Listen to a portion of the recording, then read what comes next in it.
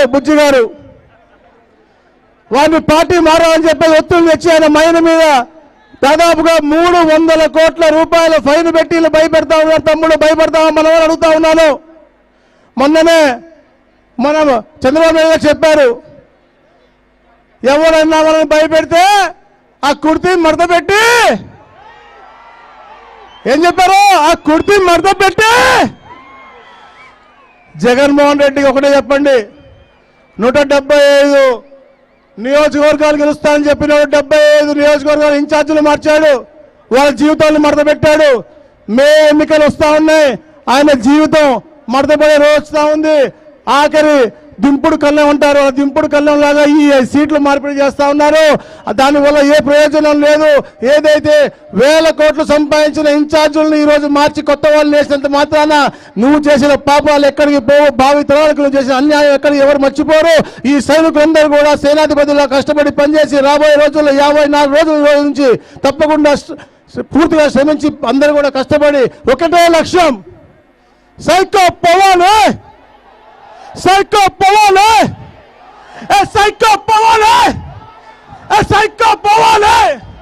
ఒకటే లక్ష్యం. ఏదైతే ఒక మెచ్యూరిటీ లీడర్గా ఒక మానవ స్పర్శంతో పవన్ కళ్యాణ్ గారు ముందుకు వచ్చారో, వారి నాయకత్వంలో చంద్రబాబు నాయుడు గారి సమిష్టి కార్యాచరణతో ఈ రాష్ట్రంలో ఈ దుష్టుడిని తరిమి కొట్టి ఒక సుపరిపాలన ఇవ్వడానికి చంద్రబాబు నాయుడు గారిని అందరూ ఆశీర్వాదం తెలియజేసుకుంటూ సెలవు తీసుకుంటున్నాను. Thank you.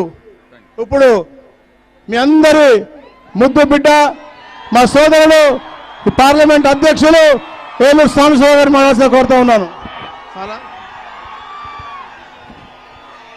అందరికీ నమస్కారం. ఈరోజు మన బాపట్ల పార్లమెంట్ పరిధిలో పర్చూరు, అద్దంకి, సంతనూతలపాడు, చీరాల, వేమూరు, రేపల్లె, బాపట్ల నుంచి లక్షలాదిగా తరలి వచ్చిన తెలుగుదేశం పార్టీ, జనసేన పార్టీ కుటుంబ సభ్యులందరికీ పేరు పేరున నా హృదయపూర్వక పాదాభివందనాలు తెలియజేస్తా ఉన్నాను. మనందరి ప్రీతమ నాయకులు, తెలుగుదేశం పార్టీ జాతీయ అధ్యక్షులు, మాజీ ముఖ్యమంత్రి వర్యులు, నిరంతర శ్రామికుడు, స్వర్ణాంధ్రప్రదేశ్ కలల సారథి మన చంద్రబాబు నాయుడు గారు ఈరోజు మన ఇంకొల్లు వచ్చారు.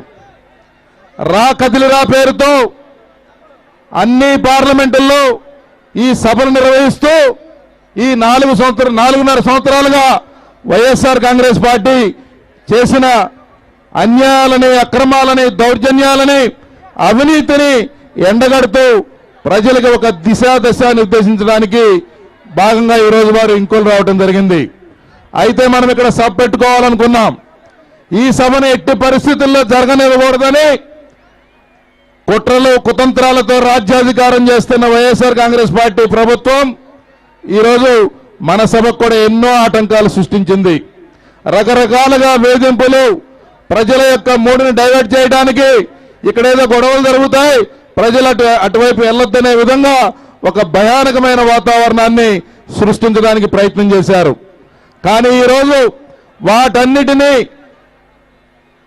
అధిగమించి ఈరోజు లక్షలాదిగా ప్రజలు పెద్ద ఎత్తున ఆశీర్వదించడానికి, చంద్రబాబు నాయుడు గారి నాయకత్వానికి సంఘీభావం తెలియజేయడానికి ఇక్కడికి వచ్చిన ప్రతి ఒక్కరికి పేరు పేరున శిరస్సు వంచి నమస్కారాలు తెలియజేస్తా ఉన్నాను.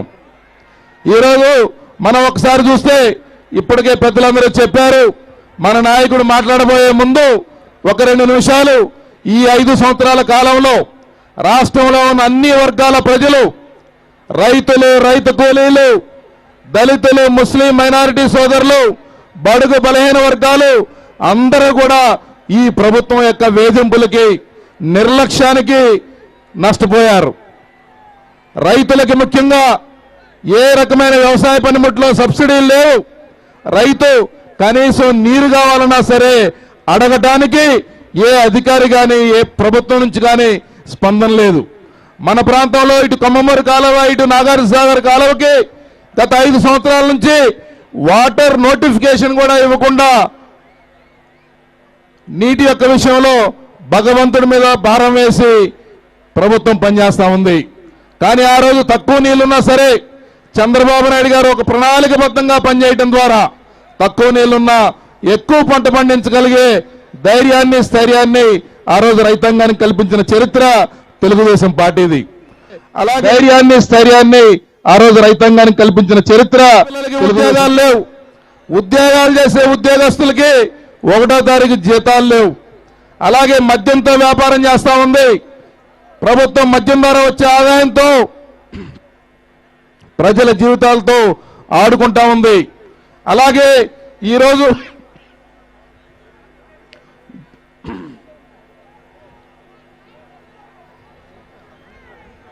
ఇవన్నీ మనందరికీ తెలుసు.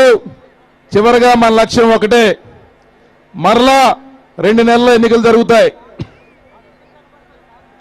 ఈ 2 నెలల్లో జరగబోయే ఎన్నికల్లో ఇప్పుడు దాకా జరిగిన ప్రభుత్వ పరిపాలనని ఒక్కసారి ఆలోచించండి. జగన్మోహన్ రెడ్డి ముఖ్యమంత్రి కావడానికి ముందు ఏం చెప్పాడు, ఈ 5 సంవత్సరాల్లో ఏం చేశాడు, మీ ఊర్లో గతంలో తెలుగుదేశం ప్రభుత్వ హయాంలో ఏం జరిగింది, ఈ 5 సంవత్సరాల్లో ఏం అభివృద్ధి జరిగింది, ఏ రకమైన పరిపాలన ప్రజలకు మంచిదో ఒక్కసారి మీరు ఆలోచించండి. మన కోసం పరితపించే వ్యక్తి తెలుగు